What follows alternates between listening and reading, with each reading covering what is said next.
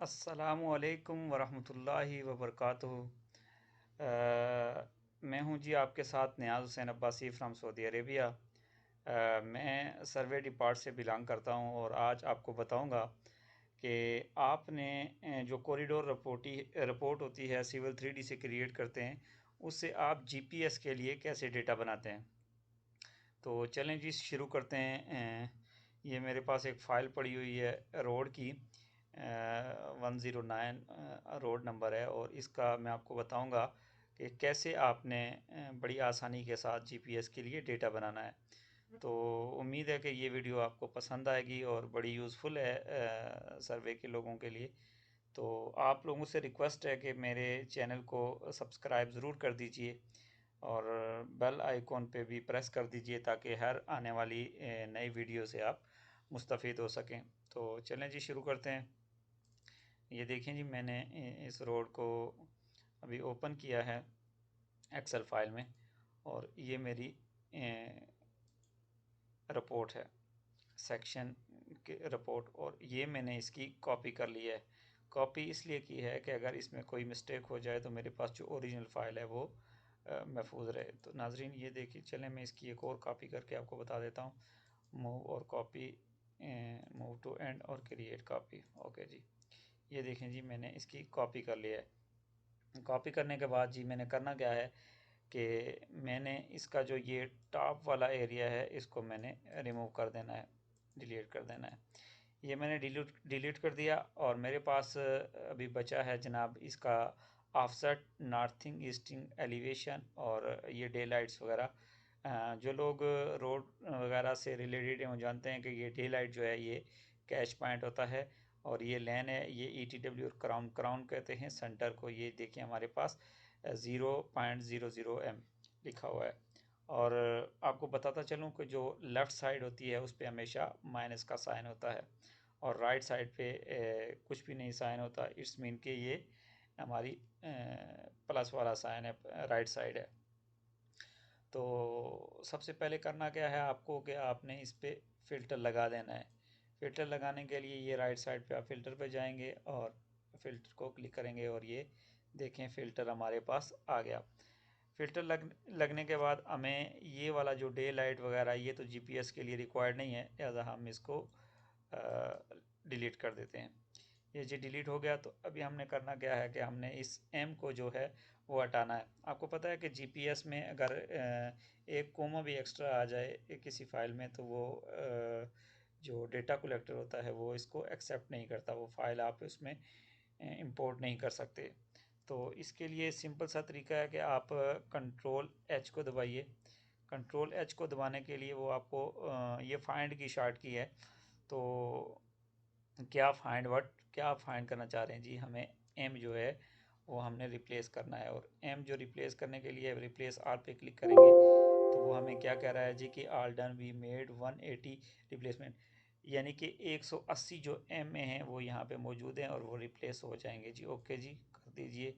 ये देखिए G M हमारे पास उड़ चुका है, रिप्लेस हो गया है।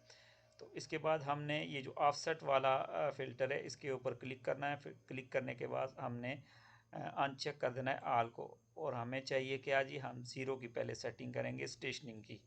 स्टेशनिंग की सेटिंग के लिए हमने ज़ीरो को क्लिक किया और हमारे पास सारे ज़ीरो अवेलेबल हैं।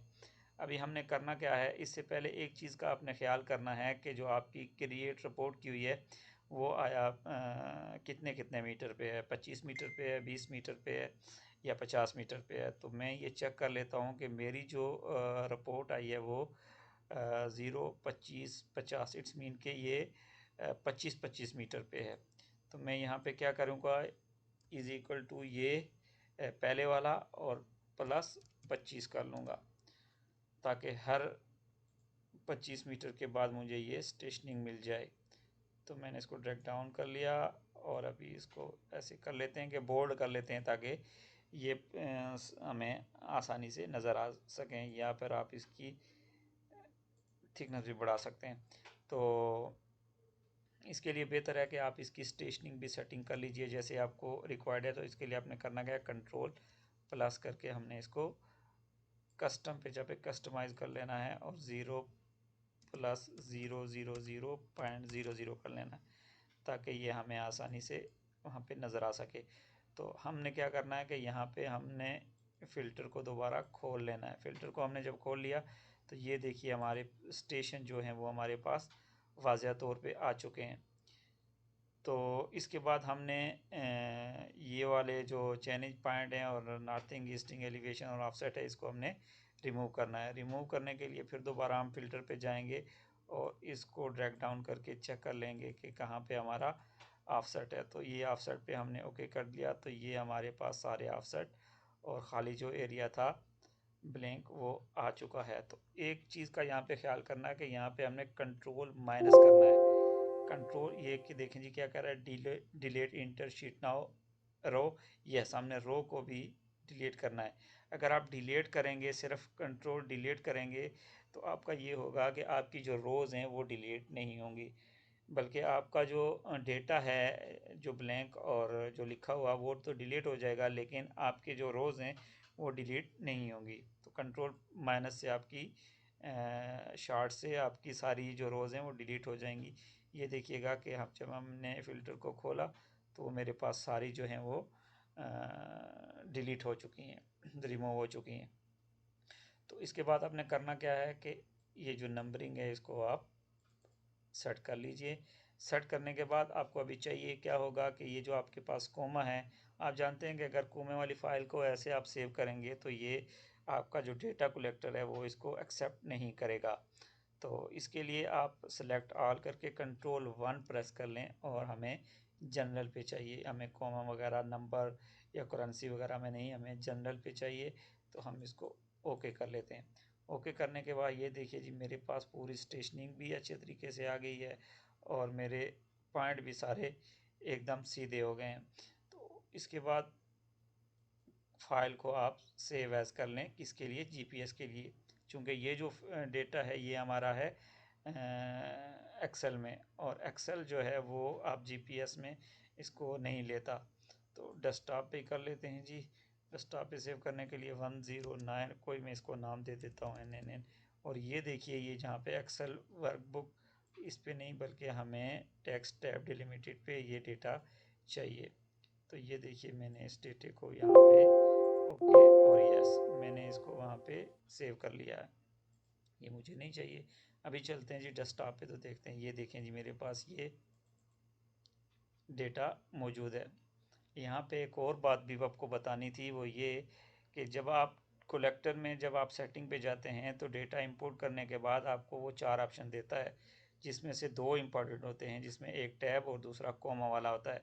ये जो डेटा है ये सिर्फ टैब के लिए है। अगर आप कोमा में अपना डेटा कलेक्टर में इनपुट करना चाहते हैं तो आप यहाँ पे इसको सिलेक्ट करके फिर कंट्रोल H करके, क्या जी आप फाइंड करना चाहते हैं, हमें जी सारी जगह पे क्या चाहिए जी, हमें कोमा चाहिए। तो ये आपने कोमा को प्रेस कर लिया और रिप्लेस ऑल कर दिया। ये देखिए जी आपका पूरा डेटा जो है वो कोमा में आ चुका है। तो उम्मीद है कि ये वीडियो आपको पसंद आई होगी। पूरे यूट्यूब में आपको इस तरह की वीडियो नहीं मिलेगी कि हमने डेटा कैसे बनाना है। तो मैं इंशाल्लाह अगले लेसन में आपको बताऊंगा कि आपने NGL से सरफेस से NGL कैसे क्रिएट करने हैं, NGL कैसे लेने हैं। तो इंशाल्लाह आसान से आसान अल्फाज में मैं आपको समझाना चाहूँगा। उम्मीद है कि ये वीडियो आपको पसंद आई होगी। अगर आपको ये वीडियो अच्छी लगी है तो प्लीज़ मेरे चैनल को सब्सक्राइब ज़रूर करें, ताकि हर नई आने वाली वीडियो आप तक पहुंच सके और आप उसे मुस्तफ़ीद हो सकें। और बेल आइकॉन पे भी प्रेस कीजिएगा ताकि आपको नोटिफिकेशन भी मिलता रहे। बहुत शुक्रिया जी। उम्मीद है कि ये वीडियो आपको पसंद आएगी।